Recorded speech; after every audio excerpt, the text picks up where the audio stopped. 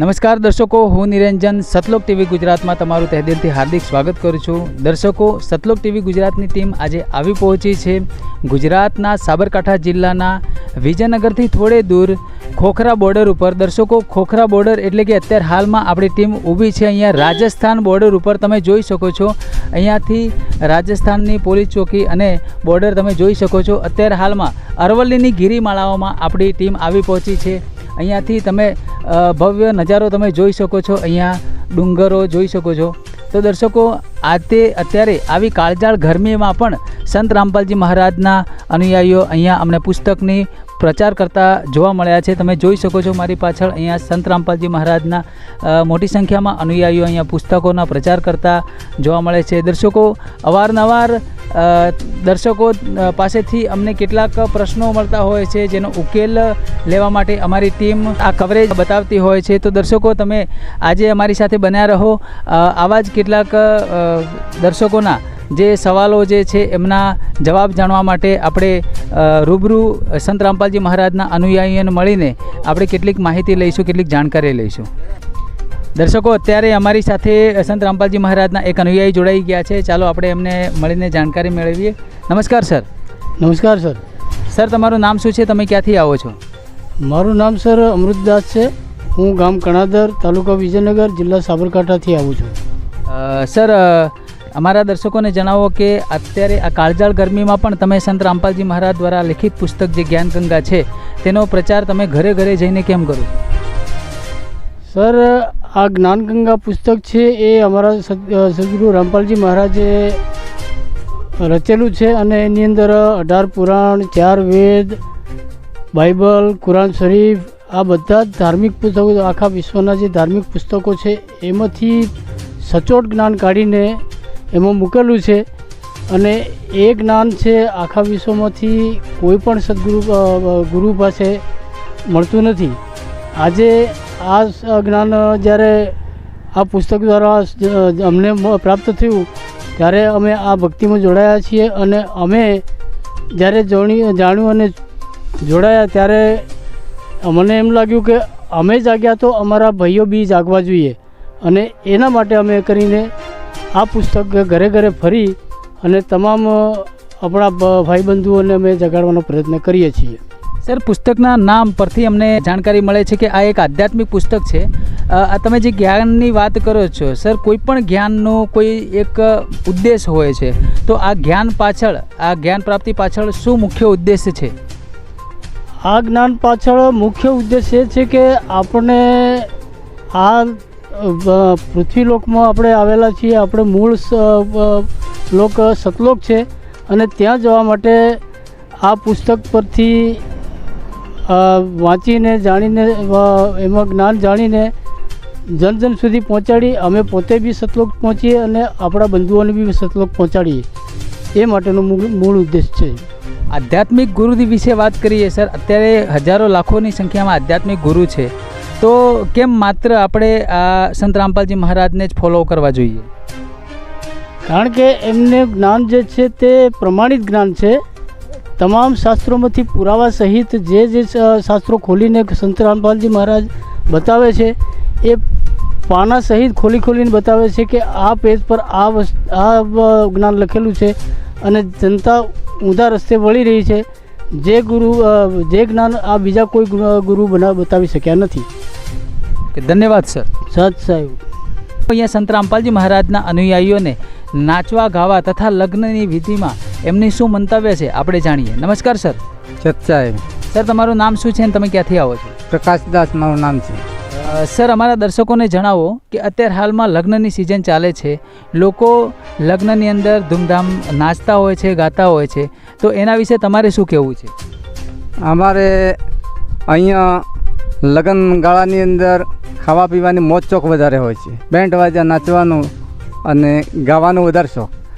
અહીંયા જે કંઈ છે તે પરમાત્માની યાદગીરી કોઈ નહીં કરતું. પરમાત્માનું નામ લેવાથી આપણી મુક્તિ મળે છે અને ધર્મશાસ્ત્ર એ આપણી ભક્તિ કરાવે છે સદગુરુ રામપાલજી મહારાજ. સર, સંત રામપાલજી મહારાજના જ્ઞાન આધારિત જે લગ્નની વિધિ શું હોય છે ત્યારે?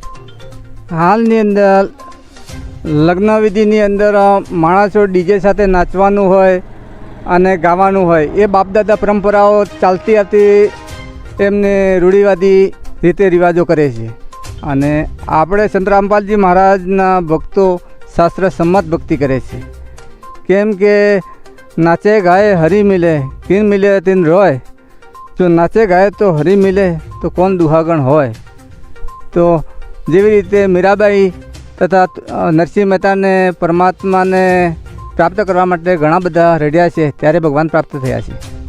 ધન્યવાદ સર. સત્ય. તો દર્શકો, સાથે અમારી સાથે એક ભાઈ જોડાઈ ગયા છે. એમને મળીને આપણે જ્ઞાનગંગાના જ્ઞાન વિશેની માહિતી લઈએ. નમસ્કાર સર. સાહેબ. સર, અમારા દર્શકોને જણાવો, અમને જાણકારી એવી મળી છે કે સંત રામપાલજી મહારાજના જ્ઞાન સાથે જેટલા લોકો જોડાય છે એ પોતાનું જે કંઈ વ્યસન હોય છે, વર્ષો જૂનું વ્યસન હોય છે, એ એમના જોડાતાની સાથે જ ત્યજી દેતા હોય છે. એનું શું કારણ હોય છે? એનું કારણ આ છે ભગતજી કે સંત રામપાલજી મહારાજે જે જ્ઞાન આપેલું છે એ જ્ઞાનના આધારે ભક્તિ કરવાથી પૂરેપૂરું નશો છૂટી જાય છે. અને હું મારો જ દાખલો બતાવું છું કે હું વર્ષો પહેલાં બહુ મસાલા, તમાકુ અને દારૂ પીવાનો એવો વ્યસન હતું મારું. એ દારૂના વ્યસનથી હું બરબાદ થઈ ગયો હતો. મારું ઘર બહાર બધું બરબાદ થઈ ગયું હતું.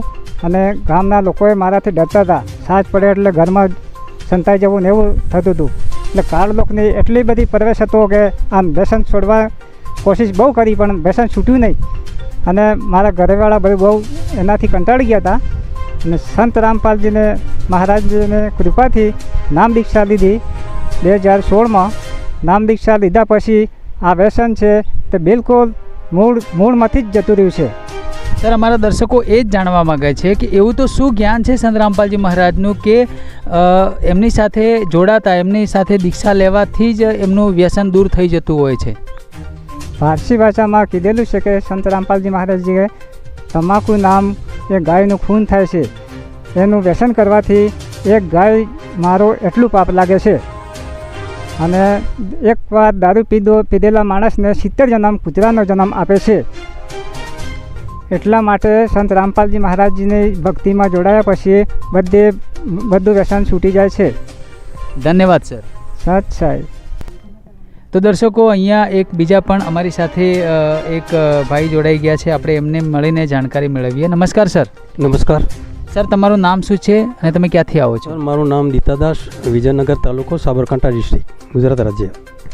સર, તમે પહેરવેશથી કંઈક અલગ અધિકારી લાગો છો. અમારા દર્શકોને જણાવો, તમે હાલમાં શું કરો છો? સર, અત્યારે તો સંત રામપાલજી મહારાજનો શિષ્ય છું. અને એના પહેલાં આજથી 25 વર્ષ પહેલાં હું આર્મીમાં સર્વિસ કરતો હતો અને સુબેદારથી રિટાયર થયો છું અને પેન્શન પ્રાપ્ત કરું છું. પરંતુ અત્યારે હું માલિક સતગુરુ તત્વદર્શી સંત રામપાલજીનો શિષ્ય છું અને અમે આ સેવાનું કામ કરતા રહીએ છીએ. સર, આટલી કાળઝાળ ગરમીમાં આ જે તમે સેવાનું જે કાર્ય કરો છો, જ્ઞાન ગંગા પ્રચાર કરો છો, એનું શું કારણ છે? સર, એનું કારણ એ છે કે પરમાત્માનું એટલું બધું સારું જ્ઞાન છે કે આ જ્ઞાનથી માનવનું પૂરું જિંદગી જે અહીંયા જે તકલીફ ઉઠાવે છે અને આ સાચી ભક્તિ કરશે તો એ સતલોકવાસી બની શકે છે. એના માટે અમે આ પ્રયત્ન કરીએ છીએ.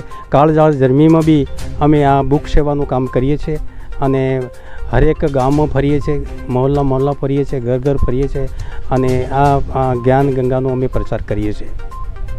સર, અમારા કેટલાક દર્શકોને એવું માનવું છે કે ગુરુ બદલવાથી આપણને પાપ લાગે છે, તો આ વાત કેટલી સત્ય છે? તત્વદર્શી સંત રામપાલજી મહારાજને શાસ્ત્રો અનુકૂળ અમને ભક્તિ બતાવી છે.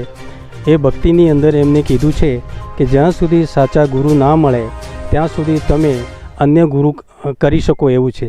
જેવી રીતે આપણે દવાખાનામાં જઈએ, કોઈ ડૉક્ટરને દવા આપણે લઈએ, પણ આપણો સારો ન થવાતું હોય તો પછી આપણે ડૉક્ટર બદલી શકાય છે.